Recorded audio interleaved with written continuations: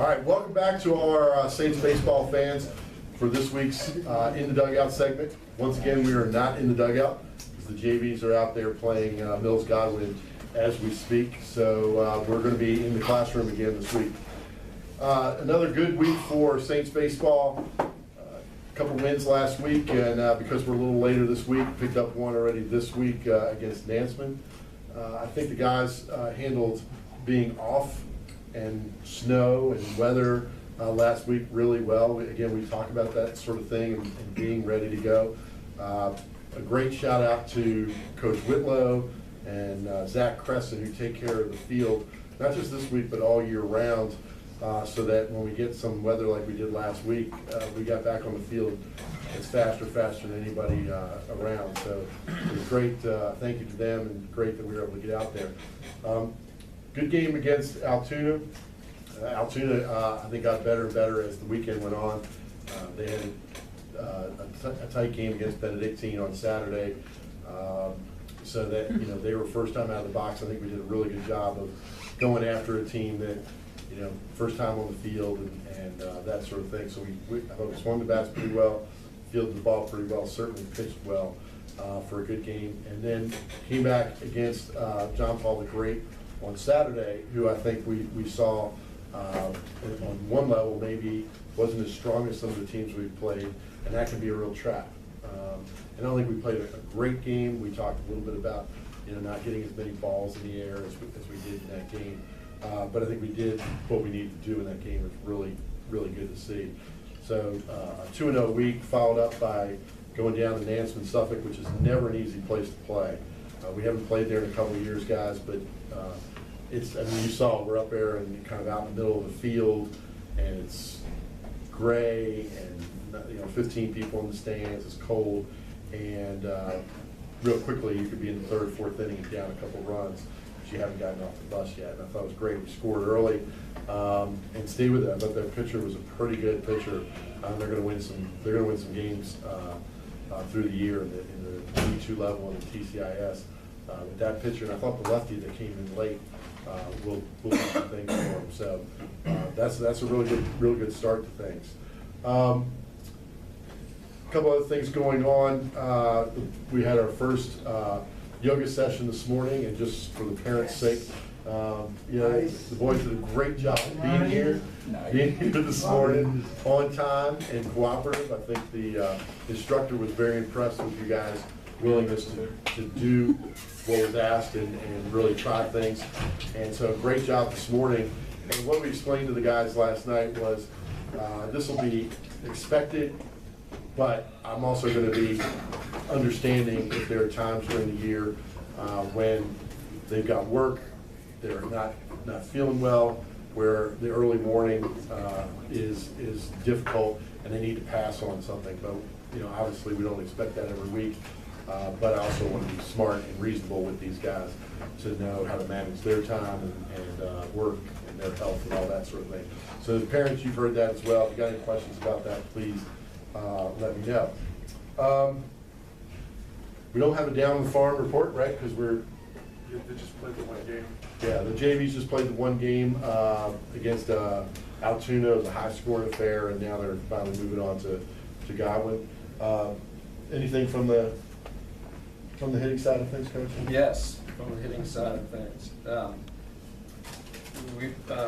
This will be this is not about me, but this will be my 15th year working with Coach Simondera, and I'm saying that in the context of what this club is doing with regard to our hitting approach, implementing it, listening, learning, practicing, working on things. Best group I've ever had in working with you with regard to that.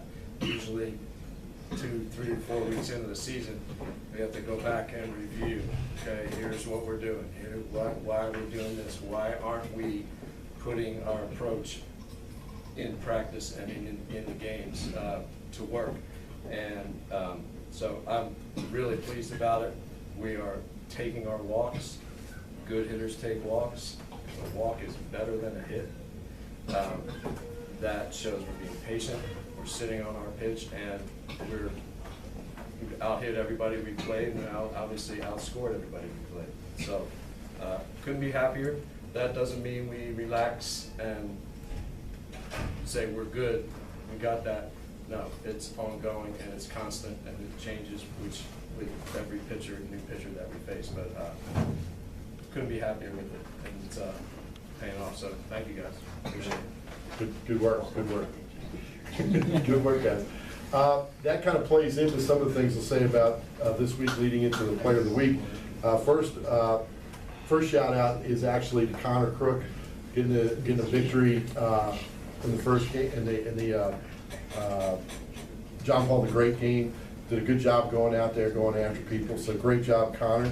4 innings pitched, 1 earned run, a couple Ks, no walks, no hit batters. That's a good job. Go get Connor. I think a great example of things that coach are talking about, or two guys I want to point out, is Thomas Caravati and Josh Waite.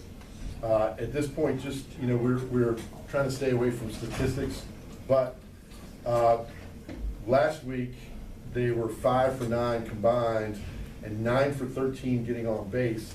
If you throw in yesterday's game, it's now 14 for 20. 14 for 20 on base. Okay, so that's what they're putting balls in play, getting on errors in addition to hits. They're getting walks and so on. 6 runs scored, well now 9 runs with 4 walks and only 1 K through all that. These are a couple guys who, frankly, have done a good job at the beginning of the year. Seniors who didn't play a whole lot last year have continued to work, really are invested in this. And we kind of started out by just splitting time with them in left field. Said, look, go out and compete, go out and work at this. And they've done an outstanding job to the point where yesterday, because of the lineup, we were able to get them both in the lineup, and they both were producing. So you guys who are not in the lineup right now need to understand that there's not a decision made at the beginning of the year, and that's it. Every day is a competition. Every day you're fighting. How do you change your approach? How do you adapt? Keep working, because you never know when someone gets hurt, someone goes into a slump, whatever it may be, you may be called. And these guys are reaping the benefits of that, and they're making us a powerful lineup. When those guys are at 6, 7, 8, and they're on base, that's huge, because now the opposing pitcher's looking at the top of the lineup, and we know our top of the lineup is a potent place.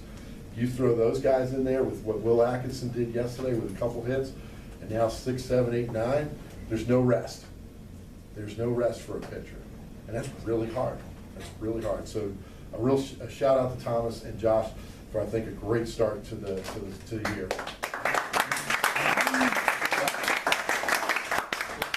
And then last week, in terms of Player of the Week, we again, Nick had a great week, 4 for 7 with a home run, RBI, 3 runs scored. Madison had a really good week, 4 for 6 with a double, RBI, run, walk, plus 6 innings pitched with a win. Gave up 1 hit in his time out there, no earned runs, had a no-hitter going into the 6th inning, I believe it was. 5 1/3 innings. That's a great job by Madison as well. Great job, Madison.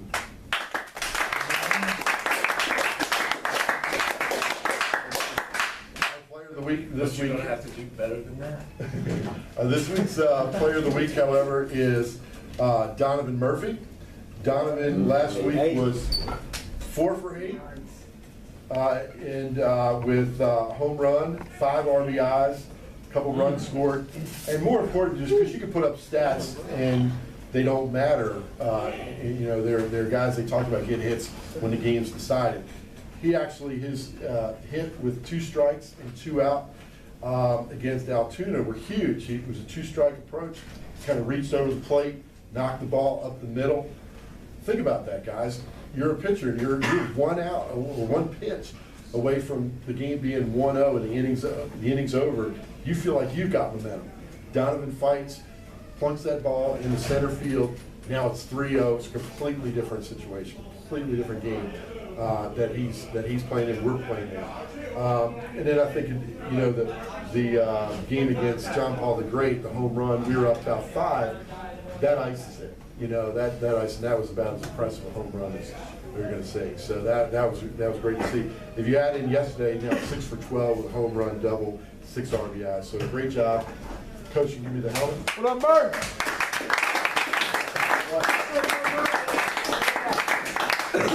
For our friends at home who haven't seen, Player of the Week award is a mini St. Christopher's baseball helmet. Don't drop it. Put it on. That's good. All right, final notes. Parents, next week we're going to, our opening game in the Deep Run tournament is on Monday night at 7 o'clock against Deep Run, at Deep Run. All the games will be at Deep Run. Our schedule beyond Monday will be determined based on whether we win or lose, but we're 7 o'clock Monday night. We're going to practice here at 4 o'clock on Monday. We'll come in and do a BP session, take a lot of ground balls, because we're off for the whole weekend. Friday, Saturday, Sunday, no baseball. Guys, get healthy, get your work done, go to church, whatever it is, Easter weekend, do your thing. Come back, we'll work hard on Monday afternoon to get ready. Heads up that there will be a charge at the door for parents, you know, fans at the game. So bring a few dollars because you'll need that to get in. And after that, we just got Stewart tomorrow, where I think the boys are looking forward to that. Stewart is one of those teams that's going to look at other schools in the Richmond area, like St. Christopher's, Benedictine, and circle that game on their schedule because it'll be a really big deal to them. Let's go out and play a great game tomorrow against them. Hope to see a lot of folks out there on Jacobs Field. Thank you all, parents, and see you on the field. 400 win Tony.